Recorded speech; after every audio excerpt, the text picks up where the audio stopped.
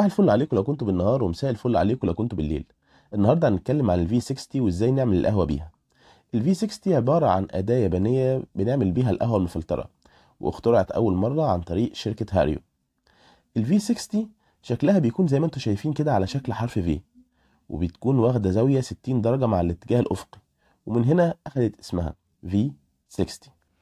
ولو بصينا على الفي 60 من جوه هنلاقي فيها خطوط وتعريجات موجودة بترتيب معين، ودول مهمين جدا لأنهم بيحددوا مسارات سهلة لحركة المية في حالة صبها على القهوة، وده بيسهل عملية الفلترة للقهوة جدا، فتنزل من خلال الفتحة اللي في أسفل الفي 60، وساعتها احنا بنحتاج دورق يتحط تحتها علشان نجمع فيه القهوة المفلترة.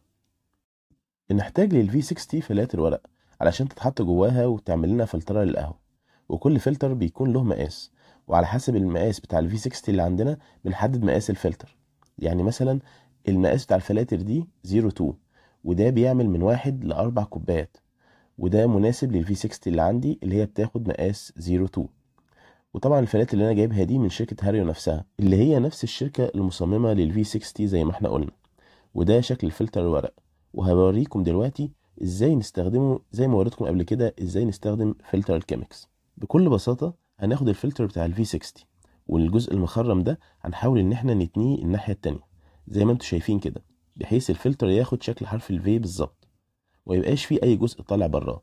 وبعد كده هنفتح الفلتر، وبعد كده هنطبقه في الاتجاه ده زي ما انتوا شايفين، الاتجاه المعاكس للتانية بتاعت الفلتر، بحيث يبقى واخد شكل الكون فيتثبت معانا في الفي 60 بشكل كويس. زي ما انتوا شايفين كده بقى ثابت ومستريح في الفي 60 بشكل جميل. تعالوا بقى نشوف الطريقة اللي انا بفضلها لعمل القهوة بالفي 60. ناس كتير كانوا طلبوها مني فقلت اشرحها النهاردة، خصوصا انها بتعلي السويتنس بتاع القهوة بشكل كبير، وكمان بتخلي الحمضية بتاعتها واضحة من غير ما تكون مزعجة، فالقهوة بتطلع بالانسد ما بين الطعم الحلو والحمضية. هنحتاج ان احنا نخلي درجة الحرارة بتاعت المية 92 درجة، وطبعا هنحتاج ميزان، ومش شرط يكون بتايمر، ممكن تجيب ميزان عادي وتشغل تايمر جنبك علشان تلاحظ الوقت. الموضوع بسيط يعني، لكن الميزان اللي بتايمر هيفرق كتير لانه هيسهل العملية بشكل كبير جدا. لكن اهم حاجة تكون مستمتع وانت بتعمل القهوة بتاعتك. وهنظبط المطحنة بتاعتنا بحيث ان احنا نطحن القهوة طحنة تكون طحنة وسط، القوام بتاعها شوية هيكون قريب من قوام طحنة الشاي. هنوزن 15 جرام قهوة علشان نطحنهم الطحنة الوسط دي. واهم حاجة عندنا ان احنا نكون حاسبين الجرامات بتاعتنا بشكل كويس، علشان القهوة تطلع الريشيو بتاعتها او النسبة بتاعتها للمية نسبة مظبوطة. ودلوقتي بعد ما طحنا، تعالوا نشوف بقى القهوة المطحونة بتاعتنا شكلها عامل ازاي والملمس بتاعها عامل ازاي، علشان نعرف احنا هنطحن القهوة كل مرة وشكلها النهائي هيكون عامل ازاي. وبعد كده هنصب مية على الفلتر الورق بتاع الفي 60، وده علشان 3 اسباب. الأول والأهم بالنسبة لي هو تثبيت الفلتر في الفي 60، وبالتالي هيسهل عملية صب المية على القهوة والفلترة هتكون أسهل. والسبب التاني هو تسخين الفي 60 والفلتر بتاعها، وبالتالي فقد الحرارة مش هيكون كبير لما تصب المية السخنة على القهوة. والسبب التالت بقى هو إزالة أي طعم للورق ممكن يأثر على طعم القهوة. وبالنسبة لي شخصيا السبب ده ما بيكونش فارق قوي، لأن ورق الفلاتر ما بيكونش له طعم ظاهر قوي، وفي نفس الوقت أنا بكون حافظه بشكل كويس، وبعيد عن أي روايح فما بيكونش لاقط أي ريحة غريبة ممكن تأثر على طعم القهوة. وبعد ما هنتخلص من مية غسيل الفلتر، هنبدأ بقى نحط القهوة المطحونة في الفي 60، وبعدها هنبدأ أول خطوات صب المية السخنة على القهوة. هنصب 3 صبات. أول صبة هتكون 50 جرام مية، وهنستنى بعدها 30 ثانية، ودي بتبقى صبة البلومينج اللي بنحاول نتخلص منها من ثاني أكسيد الكربون اللي موجود جوه القهوة المطحونة بتاعتنا، عشان تسهل بعد كده عليا عملية الفلترة وصب المية.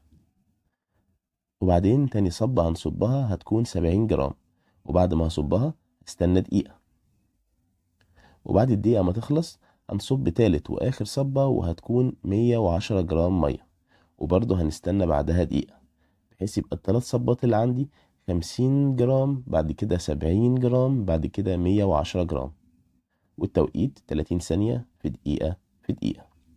وبعد كده هشيل الفلتر بالقهوة المطحونة اللي جواه، وهيتبقى عندي قهوة مفلترة جميلة جوه السيرفر أو الدورق الإزاز اللي قدامي ده.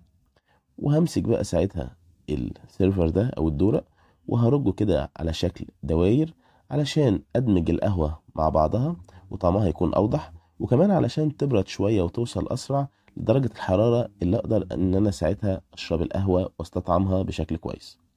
تعالوا بقى نصب قهوة الفي 60 بتاعتنا ونشوف بقى اللون بتاع القهوة والقوام بتاعها عامل ازاي.